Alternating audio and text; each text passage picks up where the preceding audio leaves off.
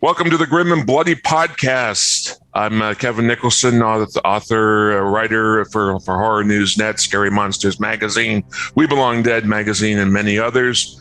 And with me, as usual, is Anthony Duran, the founder of Desperate Film Fest and producer of this show.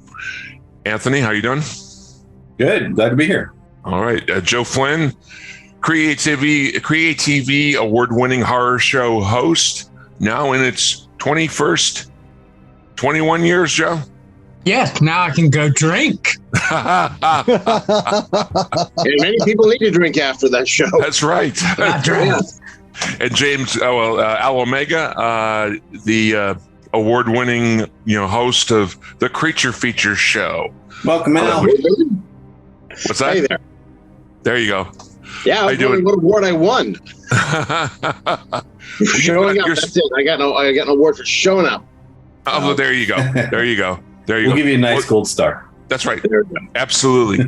And with us today, we're very pleased to have the incredibly talented writer and author Matthew Banks. I've had the pleasure of working with Matthew in the past.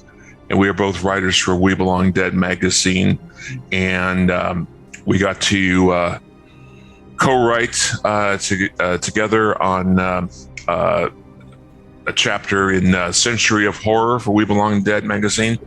And Matthew has got a terrific book which is coming out, and he's going to be telling us about it. This is, let me see if I get Where Does Imagination End and Reality Begin? Re-examining the horror classic. Matthew, all the way from the United Kingdom, welcome to our show. Thank you for having me. So I wanted to ask you, what was your impetus to take a handful of films from the Golden Age, films such as I Married a Witch, films such as Dracula's Daughter, films like that? You would think that over the course of the years, these have been really well examined and looked at from a variety of angles. What prompted you to go back and give us a revisit? When We Belong Dead became reborn, so to speak, I think it was with issue 9. I did a re-examination, I think, for issue 12 on the Black Cat, the Karloff Lugosi thing, and I pitched to the editor Eric that I would do the 3 big Karloff and Lugosi films, which was Black Cat, The Raven, and The Invisible Ray. And the Black Cat and The Raven were both published for We Belong Dead. And then The Invisible Ray sort of like went into hibernation. And I think in the end, I think there's about 7 different versions of The Invisible Ray. And a version of that was published in The Dark Side just before Christmas. And Dracula's Daughter, incidentally, was meant to start off as just a 3,000-word piece for Eric. And like 2 and a bit years later, it was like 17,500 words. And yeah, ended up being a book chapter rather than that. But it was in a varying form, published by Scary Monsters of the Movies over 3 separate issues. Mm-hmm. And it's just like taking an old film and giving it a new eye for the 21st century. But also what I try and do is, like, there are archival reviews that people are never going to see, archival news reports that are never going to see the light of day. And I try and put as much historical context in. So when you read one of my pieces, you get a feeling of what it was like in the grand heyday of horror. When it came to writing the piece on I Married a Witch, which you brought up, Kevin, it was just one of those really eureka moments, because everyone says Silence of the Lambs is a horror film, whereas I would consider it a psychological thriller with a cat and mouse element thrown in.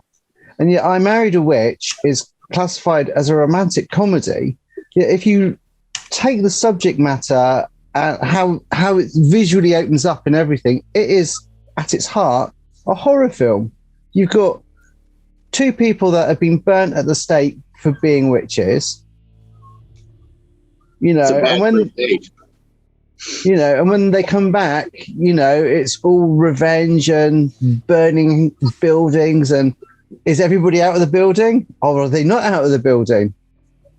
So, but what I did when I came to do the book is I took everything that I had and all my notes and stuff like that, and I did because I'm really naff, but I did director's cuts. So if you've got a 3,500 word article, like Tower of London was, I think, 2,000 word article for Eric, it's ended up being like 6,000 words now. So everything has been extended till I've been really happy with it. I do have a question. Go for about the Tower of London. What brought you to talk about that film in the book? It was Eric was doing one of his books, and he put out a list of films that he wanted covered. So I said I would do Tower of London, and then I watched it, and I think I did about, the initial run was about 2,500 words, maybe 3.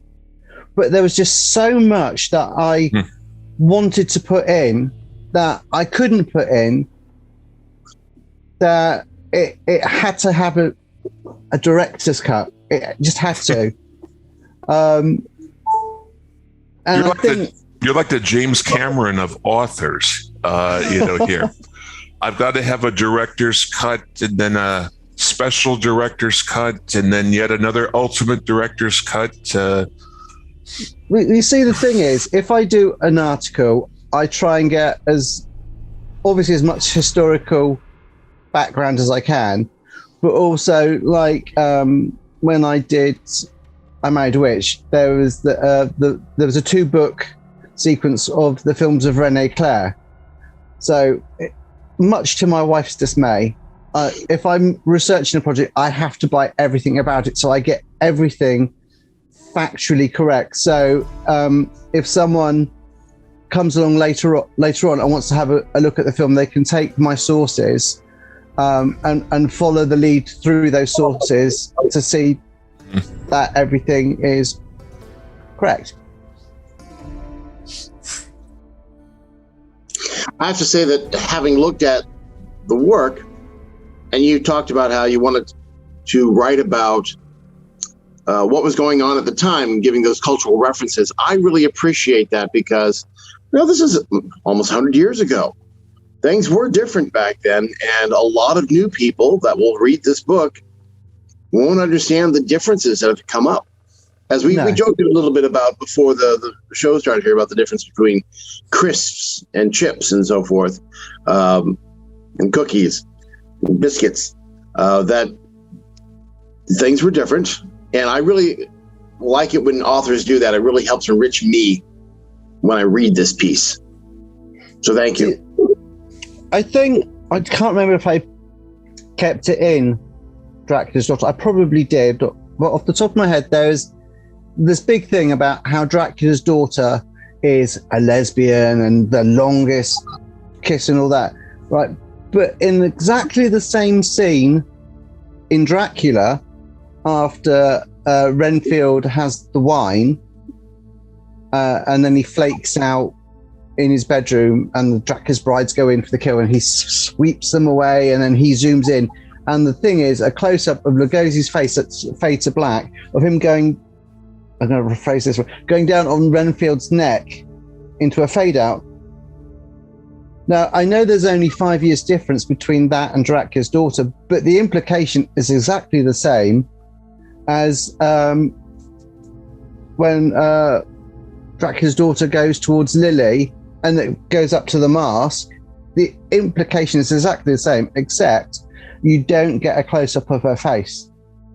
So you only presume that she... Because if you look at Sandor, her servant, if you like, he looks more like a vampire than she does. All the way through the film, you know. She looks more like a trapped soul.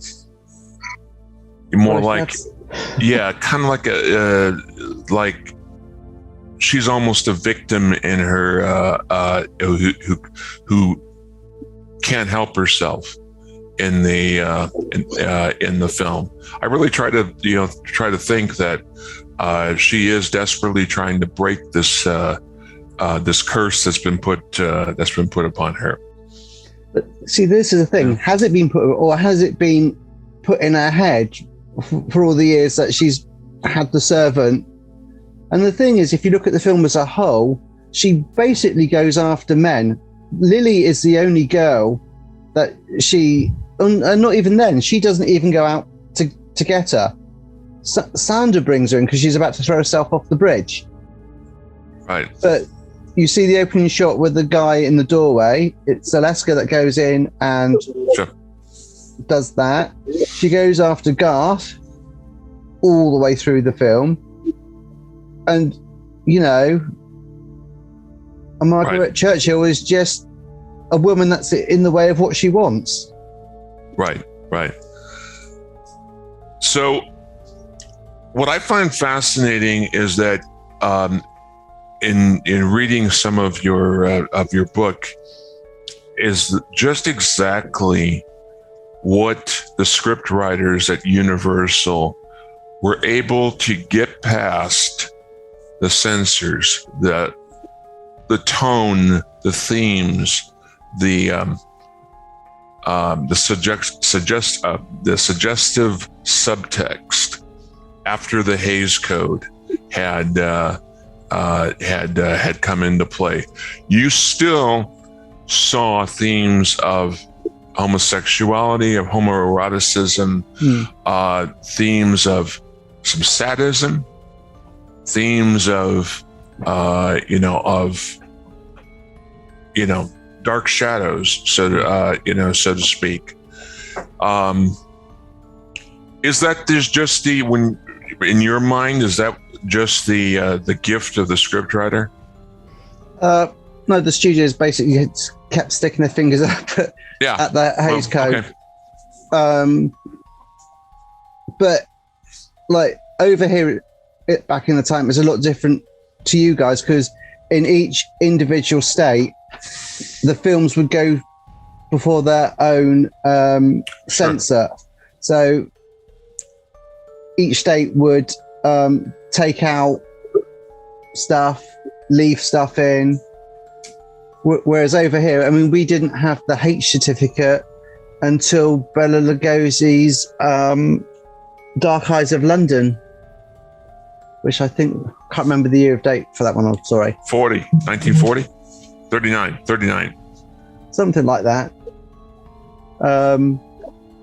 But that's when we had like the H certificate, and the so-called ban from the horror films. It was basically what they did was they just banned under 12s going into the cinema, so that everyone like 16 had to be accompanied by an adult. Anyone below that just couldn't get in to see the film.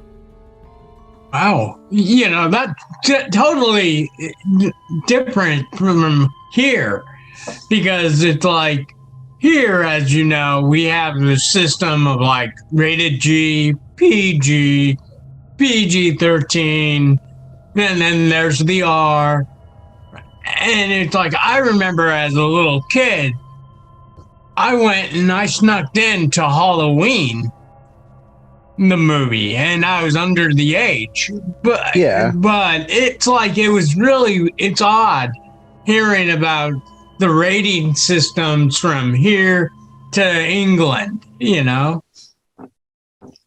Oh, I mean, when you're a writer, it's especially fun to read about the British Board of Film Censorship and John Trevelyan. I did for a lot of the writing I've done for on Hammer topics. I got to know a lot about censorship and sometimes draconian mores put on by the BBFC and things like that. Hammer would have quite a time with Trevelyan and company in getting things passed. But so let's get into you. You definitely have a passion. I'm curious about this. You have a passion for Lugosi. yes, I do. And I wonder if you could, you think? But I'm wondering if you could, touch on what is it about Bela that resonates even with fans today? Well, if I go from my humble beginnings with him, if you like, and it is mentioned in the foreword, is decades ago, my dad when we lived in Newquay, which is another seaside town in England. He ran a hotel, and on a Sunday he used to show films to the hotel guests. So I'm going back to about 76, and he showed a compilation, and I remember it quite distinctly. It was a compilation film of Bela Lugosi. It wasn't a full film. Frank Dell'Istrito has asked me if I remembered any dialogue in it.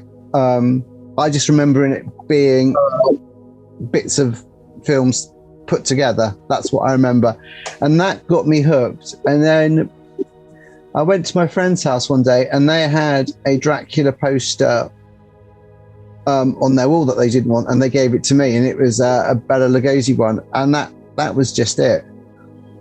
And there are photos of me when I was about 11. God, such a long time ago.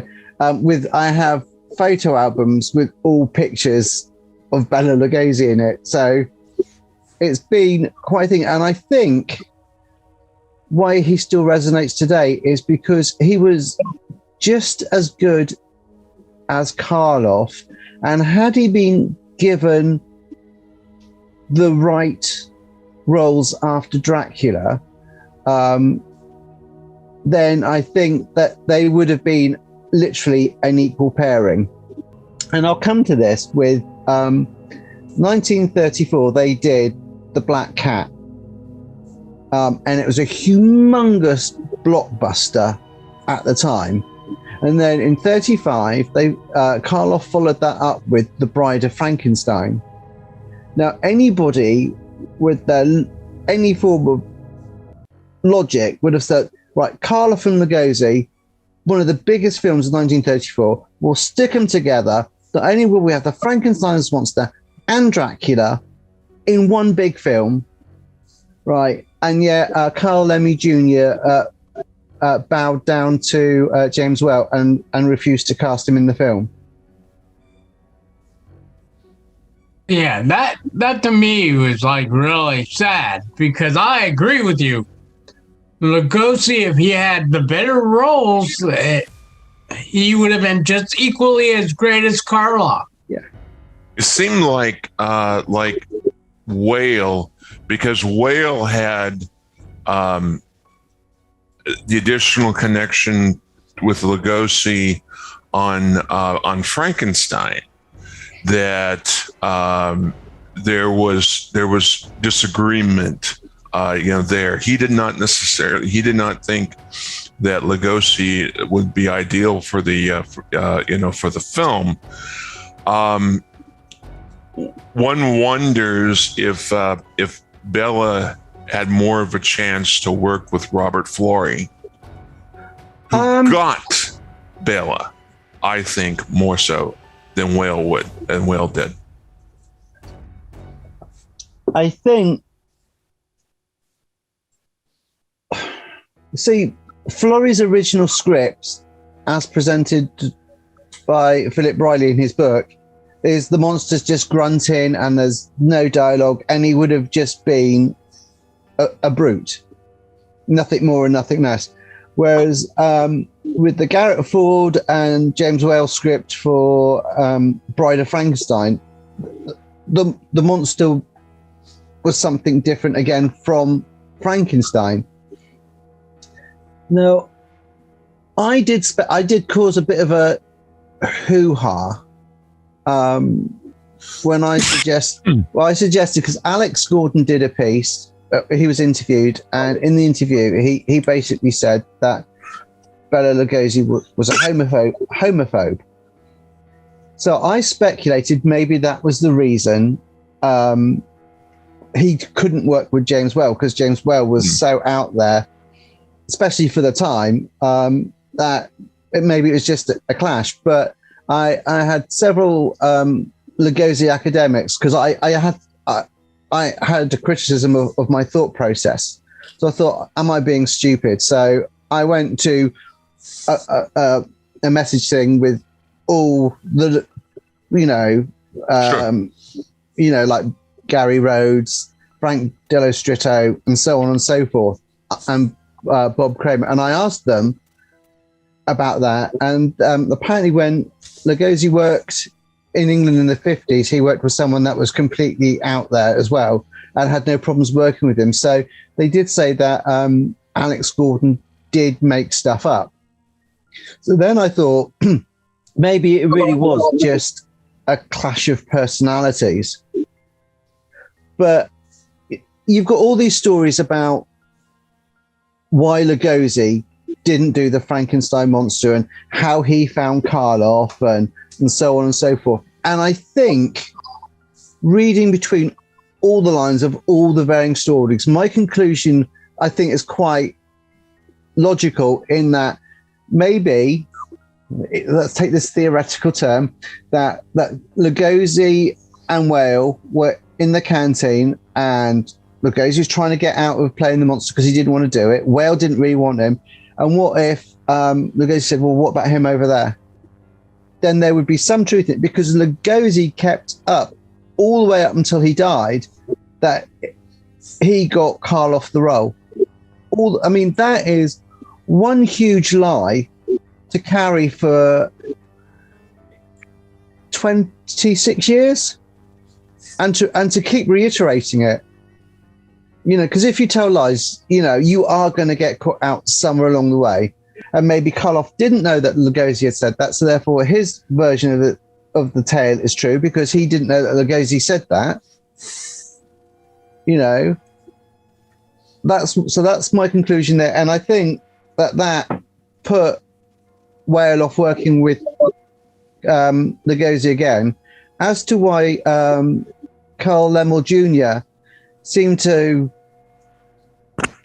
in my opinion, treat Lugosi like garbage. I'm not too sure. I mean, he saved Universal with Dracula in 1930. Karloff came in and did Frankenstein and continued to save the studio. Lugosi was dumped with Murders in the Rue Morgue, 1932.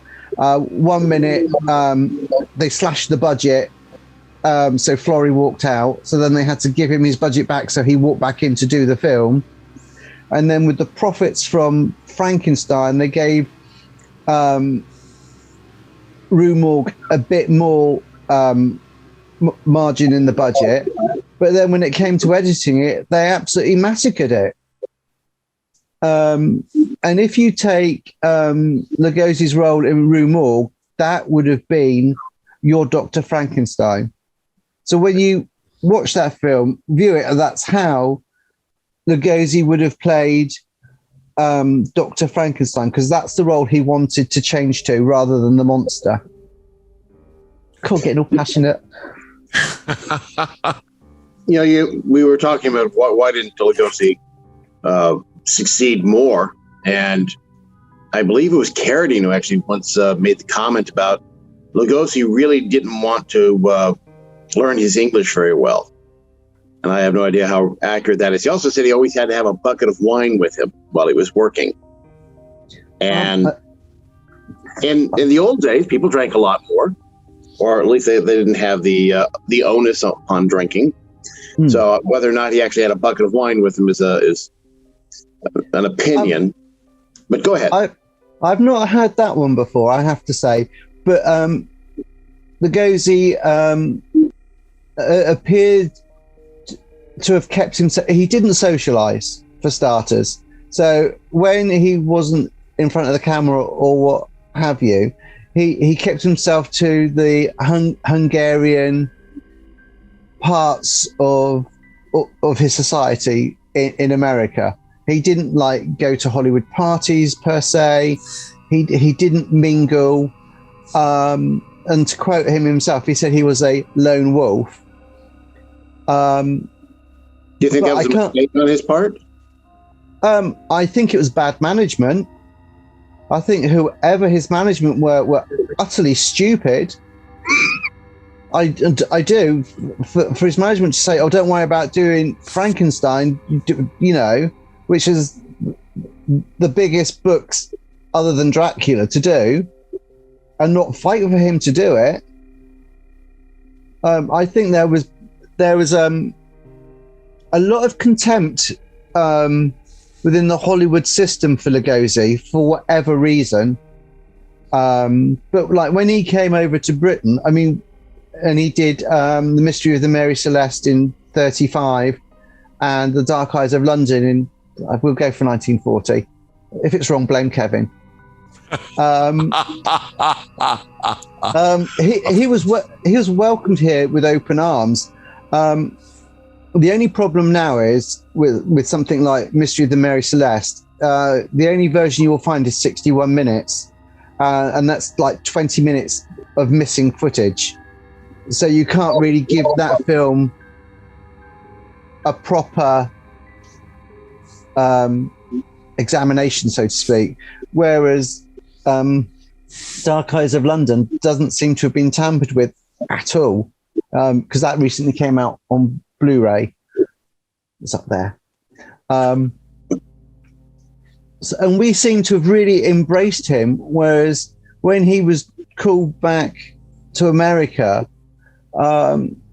he was really called back to play second fiddle to whoever. If you take the casting for Dracula's daughter, this is how vindictive Garrett Ford and James Whale were, because James Whale was told to direct Dracula's daughter by Carl Lemon Jr. and he didn't want to do it. So they wrote a script that was basically unfilmable. You starting off with a sequence in a dining room which basically turns into an orgy, which would never get past in any way, shape, or form. Office, yeah. And then Dracula goes up to his boudoir where there's this young girl there, and does what he does, and then so the whole prologue sequence would have been Lugosi. It's something that was so unfilmable and would have been so shocking. It would have made, from what I've read, it would have made Freaks look tame. Wow. Something like that, yeah. And I thought too that Bela Lugosi was also was going to do a little small role in Dracula's daughter. See, and also, it's a fallacy that he was paid off. That's another big thing with Dracula's daughter. He was paid to use his likeness in the film. So for a wax model. So I think he was paid, off the top of my head, $4,000 to have his likeness used, which was more than what he got for Dracula. So it's also, Universal Studios were really good at putting out bad Lugosi press and stoking up the negativity around him.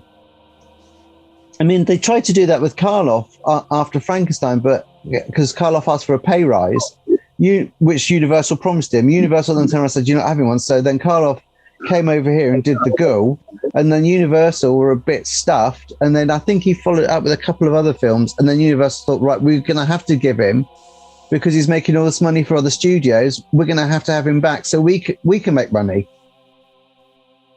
So, I mean, like, if you take Frankenstein Meets the Wolfman, which has had an absolutely horrendous history, and everyone's saying that Lugosi's role was crap. Excuse my language. He was 63 years old. He was addicted to morphine, and they cut out all his dialogue, but they didn't cut it out because he spoke as Igor.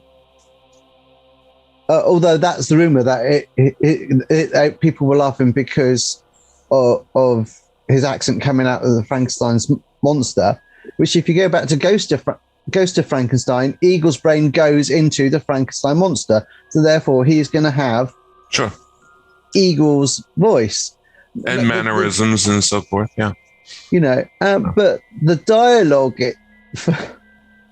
dialogue is horrendous. I am the destroyer of worlds. I will kill you all. Sounds like a popular Saturday night. The dialogue that gets me going is from Ghost of Frankenstein, when Igor's brain is finally put in, and he goes and he utters things like, "Boomer, I can't see. I can't see. What good is a brain without eyes to see?" I'm saying definitely the league for the league, blind groups really appreciate that kind of thinking. But again, that studio interference. But again, I'll point out the absolute influence of Lugosi. We are coming nearly 100 years of Dracula, the first film, nearly 100 years. And even to this day, if you see little kids impersonate Dracula, it's Lugosi. It's not Christopher Lee. It's not Gary Oldman. It's not anybody else that has taken the role. It's Bela Lugosi. I don't see too many other Widow Twankey outfits out there. So I'm going to agree with you regarding Gary Oldman. When it comes to Frankenstein monster and the arms out front and what have you, that's Lugosi's portrayal. It's not Karloff's portrayal in any way, shape, or form. So again, when they do the stiff walk and the stiff arms, they're just replicating Lugosi rather than Karloff. I never really noticed that before. But you're right. I think it's been a while since I've seen that movie. But I had never noticed that. And you're right, that is the archetype for Frankenstein. It is the stiff walk with the arms out. Ask any kid to be Frankenstein, that's what he's going to do. I mean, if you take Karloff's Frankenstein, which is simply a masterpiece of acting, and I don't think had Lugosi taken that particular role, he could have done the same.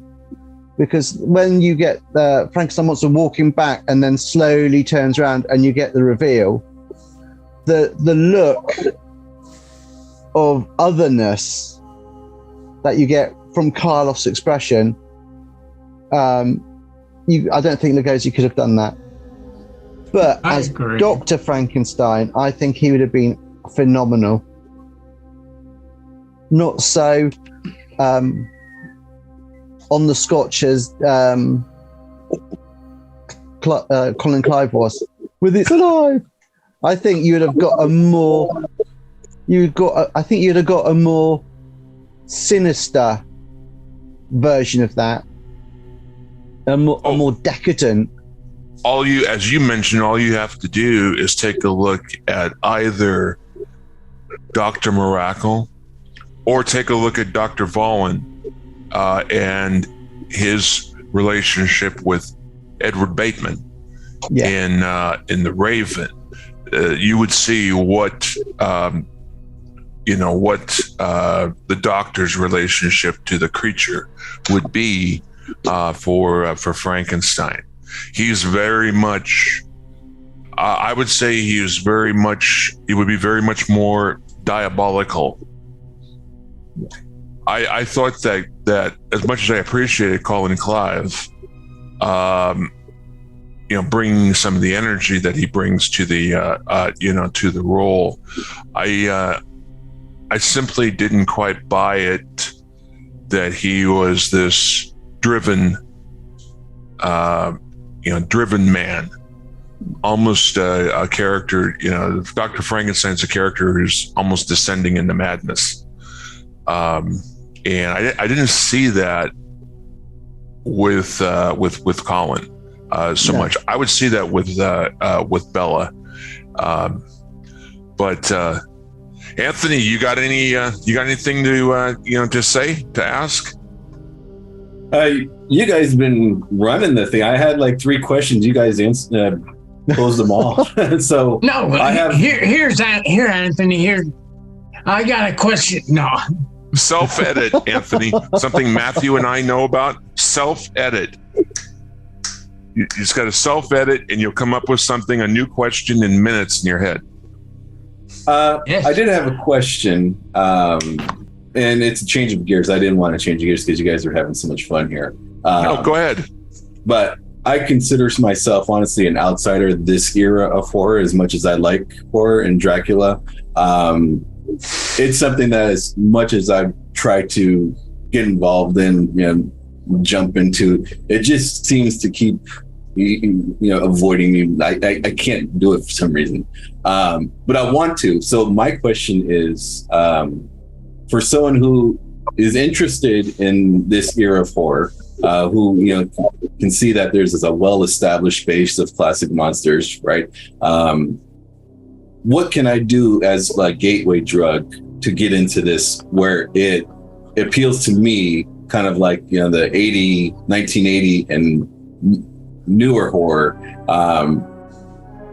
Where can I jump in, Matthew? Is so it can kind of slide into my titles that I want to watch. The question is, what can interest someone who's not interested in this era of horror? What can you suggest for that kind of fan who is interested but doesn't know where to start? Matthew, I think you can clap, you can cup your hands and kind of think of how much I can toy with this boy. I can toy with this. His brain is yours to mold right now. Go for it. And he has children. And he has children. Sacrifice the children. That's it. That's it. Please do. I got 3 of them. College is looming. What? Horror got me at a very young age. Like when I was a lot younger than when my father showed films, you used to get purple bubblegum cards with classic monsters on them, like the werewolf, Frankenstein, and they'd have crazy captions underneath them. And I had hundreds of them. I haven't anymore, unfortunately, but I had hundreds of them. So I would take one horror film of your choice from that particular era, right? And I would watch it. I know what it's like. You're not really wanting to watch something and you're twiddling your thumbs or whatever, but watch it from a different perspective. Would you suggest watching it with a child, perhaps, to get the child's perspective on it? It would depend on how old the child was and what film it was. something like, I would say something like The Wolfman might be something that you would appreciate, Anthony, because I know you appreciate practical effects. You appreciate latex latex applications and so forth. And the work of Jack Pierce is phenomenal. And which to me, The Wolfman is a livelier film, whereas Frankenstein, Dracula can be a bit static. But the you would appreciate something like something like that. I agree. The Wolfman. Now, I do enjoy me some Wolfman. Yeah. Or I'm going to throw one really right off the wall. Go for 1932 Freaks, MGM. Yes. Right, and take into account that all the actors are living freaks, and the reason it got banned over here, from what I have ascertained, is that people couldn't cope with the fact that they were seeing real freaks, that these were real people, and they couldn't cope with it. So it was banned over in the UK for 50 years. And I think each individual state over your way, right, either edited or banned or whatever. And it damaged Todd Browning's career significantly. It wasn't until 1935 that he was able to come back with MGM and Mark of the Vampire. Oh, yes. But that was a troubled production, but that's a different story for another time. That was in We Belong Dead issue 30. Yeah. It's interesting you bring up Freaks, because I can remember as a young person back in the 60s stopping at a circus or carnival, or whatever the heck it was, State Fair maybe even, that had a freak show. And they had people with a number of deformities. And they had, I'm pretty sure they had a lobster boy, and they had a clown with no hands, flippers for hands, who did rope tricks. Amazingly, which was amazing. He'd throw a rope and then there'd be a knot in it. And I'm pretty sure it wasn't a trick per se. He just had a really good way of throwing the rope. And I tried doing that for a long time and never managed it. And they also had a number of animal exhibits with it. Okay. That didn't. I remember the person with flippers was also a dwarf, and they said he was in the Wizard of Oz, which I'm fairly sure they weren't. But that was the thing with the circuses, is that you were fast and loose with facts. Yeah. But I remember going into the tent. These were the people that were outside performing per se, and you go in the tent, and it was very depressing. No one moved or talked, and they just laid there or sat there, and it was very disturbing.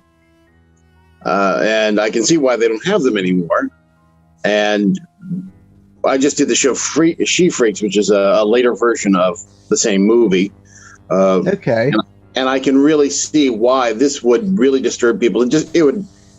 People today, I don't think could really handle freaks in and of itself. No. The too many people are. I should say that people today are a little more. I hope a little more caring. But yeah, it was a big time. The big circus guy, Byron Bailey, would go up and buy children off the street from their parents if they had a sufficient deformity, because there was so little way to fix any of this stuff back then. No one knew anything about it. So yeah, very, very disturbing on a deeply visceral level, and I'm sure that was so even more so back then. I'll throw in a little bit of historical information. There are, and I'm sure actually know the names. In England, I know there are different castles that have a secret about them, and that whenever the new lord comes in, he's shown the secret. One particular, I remember mentioning how when he was to be shown it, he said he was going to bring it out, and this was going to out it to the world. And he was married, and when he he was shown, he came back to his wife and said, "Never ask me about that again." Apparently, it was very disturbing. But you didn't have a place to keep someone that had some severe mental or physical issue per se. I mean, we had asylums. I know that in the States you had asylums as well. But yeah, but they were terrible. I mean, in both places they were pretty bad, I think. I actually have at my grandparents. One of my grandparents met their husband at a TB asylum. But of course, TB is also linked to how we portray vampires. So, interesting stuff about how the world shaped our views of the time, even though the item we'll say, is completely made up. Yeah. So, Matthew. Yes. Hello. Hello, over here. No. Yes, him. I just have a question. How did you get into writing? What was your very first writing experience? Oh, school. I've been. Was that writing in crayon and so forth? My teacher's a stinky person with a quill. In blood with a quill. Yes, the good stuff. Oh, there you go. And your schoolmate was Edgar Poe. I mean, I've always written, because it's what I suppose I'm good at.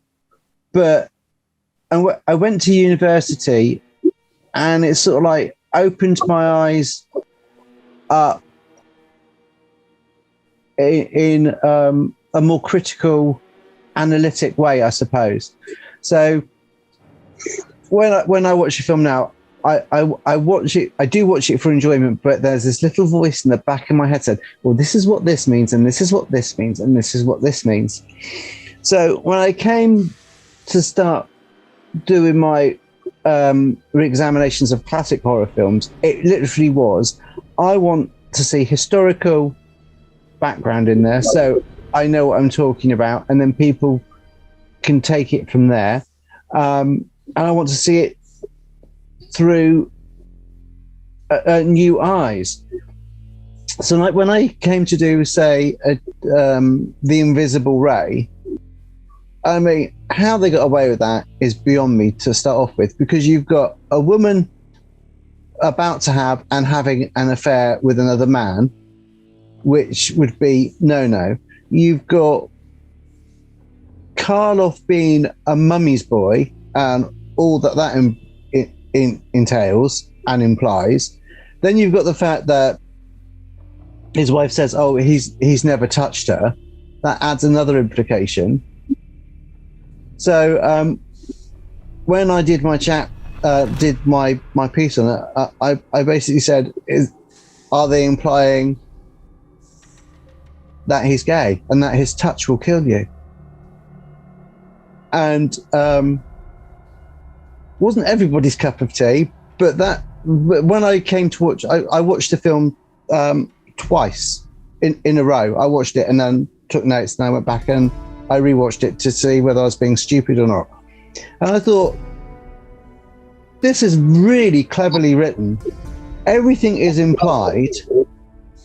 I mean, and then you've got Karloff leaving his wife, going off with the natives who are barely clothed. You know, if I had been in the Hayes office, I'd have been sweating bricks as to what I should be saying should be cut, because everything is so implied, but they're right in front of your face. I mean, film studios were really, really clever at doing stuff like that. I mean, if you take MGM's The Mask of Fu Manchu, oh my God. I mean, you've got incest, sexual deviancy, sadism, megalomania, all the good stuff. Thank They goodness. got away with it. They Look at got away Most with it. Dangerous Game. Look at Most Dangerous Game. And you have what is it? A spear in the back. You've got, murders. I say, look at King Kong. Yeah. You have nudity. 1933, it'd be unheard of. You have a giant ape creature tearing off a blouse, not crushing her, not crushing Anne or anything, or just eating her, but sexually titillated. Yeah. And tearing off the blouse, and you're like, how does this get past the censors and things like that? Of course, that's pre-code, but there's several films that are just wild. Yeah. I thought, to me, one of the more intense films of the period is Murders in the Zoo. Yes. With Lionel Atwill. That is, and Randolph Scott. That is, you watch some of that, Anthony. I challenge you. You watch some of that, even today, you'll be thinking, "Ooh, this is kind of." Yeah. There's a man's lips Kinda are sewn shut. You see a man's lips sewn shut. Yeah. Yeah, and you're like, ew. And this is 1932. So, Anthony, Okay. have I answered your question? You did, and so much more. Thank you very much. You're obviously a historian on this subject, so the only thing I can do is sit in front of the class and listen and just. Matthew, I got to say, we gave Anthony, I think, his first experience last year with Peter Cushing, Van Helsing. We gave him his first experience with Legend of the Seven Golden Vampires. That was Why awesome. that one? No, you should have done Brides of Dracula. Oh, I can put that on the list. No. We had to have him see Chang, you must destroy her, and all this stuff. Kung Fu horror. That's right. And John Forbes Robertson as a porcelain doll Dracula. Hey, Well, Matthew, before we close, where can everyone find you? Yes. You can find me on Twitter as the Doctor 67. I think I'm on Instagram as the Doctor 72 because I've decided to de-age myself. You have a copy of your book. Can you show it? I can. This is Hold on, my let me get a book. good view of that. Here we go. that is beautiful. Yes. It's published by Bear Manor Media. It's both hardback and softback. This is the Okay. hardback. Oh, see. It is a labor of love. Yeah. And yeah. And it's I the best miss- chap. I enjoyed the book. I read it. Yeah. Awesome. Yeah. I read a big chunk of it. Yeah. It is fascinating. It is incredibly detailed. I know Matthew to be extremely into research, as I am, and it audiences out there that are interested in this information. Where else are you going to get detailed takes about from the Raven, the Black Cat, Frankenstein, Dracula, Dracula's daughter, on up to Renee Claire's magnificent I Married a Witch. As you said, that's kind of, to me, that's more like, I'd say, adult supernatural comedy. Thank you, Because Kevin. it is kind of, it has some very brittly funny, sequences in it. Yeah, it's something of the basis for the Bewitched series, but very, very, very loose. But Matthew, I want to say just much success with this book. Thank you. It is an entertaining read. And where can folks get it? Amazon? It's on Amazon. It's on Amazon.com. It's everywhere. It's in Barnes and Noble. You can get it direct from Bear Manor Media. I did do a book search to see where it was, and it literally is everywhere. Literally, I was like, "Oh my god, I'm so excited!" Is there a limited edition, version with maybe your personal signature and a little bit of your blood on it? No. Maybe. You didn't We make can it have- bloody with the ink when they printed it, The ink, yes. like Kiss.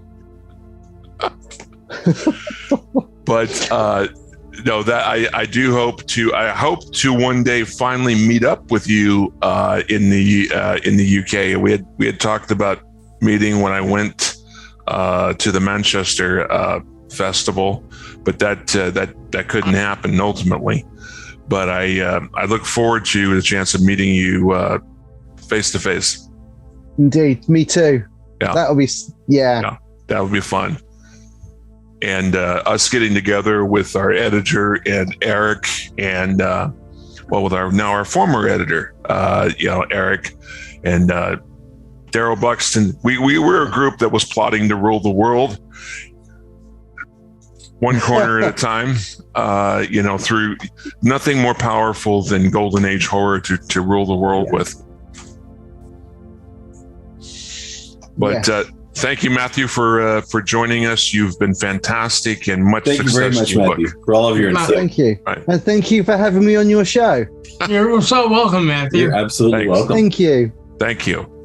I'd like to spare this time to just go around the table and see what everyone's working with. Joe, what you been up to lately? Oh, what have I been up to? Instagram. No, I'm working on doing some reviews of the Thor: Love and Thunder. Yeah, you never know. And also Black Phone. Oh, that's a brilliant Oh, I see. I film. see that. Is it? Yeah. I'm Ethan Hawke's. Not. Kevin, I know you've been busy. What do you got cooking? I have next week is all I'm thinking about. Next Sunday, I have I'm just so looking forward to it. The panel day from hell, where I have just been basically, said, hey, Kevin, I'm at Creatures Con, and I had Lord Bloodraw, Frank, who runs Creatures Con, asked me, Kevin, you like doing panels? You want to do the whole day? Jeez. Because he'll have other things going on in another panel room, and people who know who somebody who runs a convention and so forth, they're basically in a million places at once. So I'm doing my part just to help out. I will be doing doing panels with Frank Dietz, the illustrator, Bob Elmore, the stuntman and actor, Texas Chainsaw Massacre Part 2 and other films. Fred Wee will be there. Yeah. And I'll be doing a panel with him and Raina Gillette, aka Miss Misery. Oh, that's gonna be All awesome. That's good gonna be friends fun. of mine. That's going to be fun. And then we have Beverly Washburn, who's I'll be doing that after a showing of the movie Spider Baby. And she'll be talking about Lon Jr., about Sid Haig, the whole bit. So it's going to be quite busy, but really fun day. Yeah, Kevin, it sounds like me doing the Death Parade Film Fest. Yeah. So, but Yeah. different convention. I think I need to get notes from you on Yeah, how to do it. right. But And just now- to reiterate, that is Creatures Con, .com. Saturday, August 6th and the 7th. Okay, Saturday, August 6th is the showing of The Mummy at the Orinda Theater. And they're going to have Sarah Karloff in session and with David Scull. And she'll be there Sunday, but David Scull was going to be the one that's interviewing her on that and so forth. But I'm actually considering seeing about if we can make August 6th. Could be kind of fun to see The Mummy on the big screen. But I know we've got some stuff that we're planning to do in the 6th. So the 7th is what's in right at the moment. Anyway. And now freshly back from San Diego Comic-Con. Yes. Good to have you back. Challenge that it is. Is a scent of Kevin Fega all over your body? No, actually, I did a lot of other things. I did a lot of networking. Uh-huh. And because of that, I'm now an associate producer on a new movie called Taker of Souls, which is a lovely horror film about what else nice. going off to a cabin. I'm also being filmed for Helvira's Haunted Asylum of Horror. So I'll be I in saw that that T-shirt on you. Yeah. When does that come out? Yeah. That's in pre-production still. And then I will be also in Pay to Die, which I will be filming next month. I think it is. I saw that guy also desperate Excellent. for anything San Diego Comic-Con. I found this guy just say, "Hey, I'm doing a film, and by the way, I'm going to give you a tour of the convention." Hey, got No surprise you linked up with him. Nice. Hey, I have friends. What can I say? So that's what I did. I talked to a lot of people, filmed a few people, and took pictures. So now I have some more work to do. Like I said, I have a lot of filming to be doing myself coming up. So I also have some voice work that I've been asked to do. So we'll see how that all turns out. Uh-oh. You're going to get into the audio drama, huh? You know, it was one of those things. I didn't know the people. They just sent me an email saying, "Hey, we've seen your stuff. We need you in our thingy." So we'll see how I got a that short story. Careful, it might be a porno. You know. I'm only doing Congratulations. the voice. You know, it's Are like you the okay old with joke nudity? about this guy that writes a song and for a movie, and then he finds out it's a porno, and it's not just a porno; it's a horrible porno, and he's got a dog in it and everything. But he wants to see his song being played on the big screen, so he goes to watch it. He sits in the way back, and there's another elderly couple back there, and he's just watching it. And they're like, "Well, do you know somebody in the movie?" He said, "Well, yeah, I wrote the song for it. What about you?" He said, "Yeah, we know somebody in the movie." "Oh, it's your son?" He says, "No, it's our dog."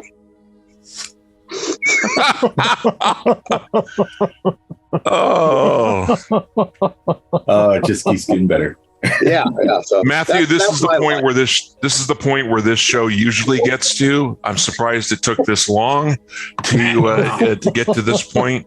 But Yes. we boy, Al, you made sure we got there.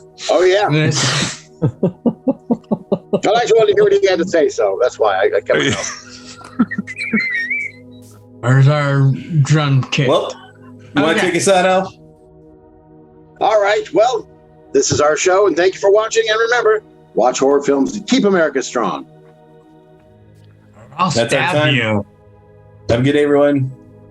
Till next time. Night. Bye.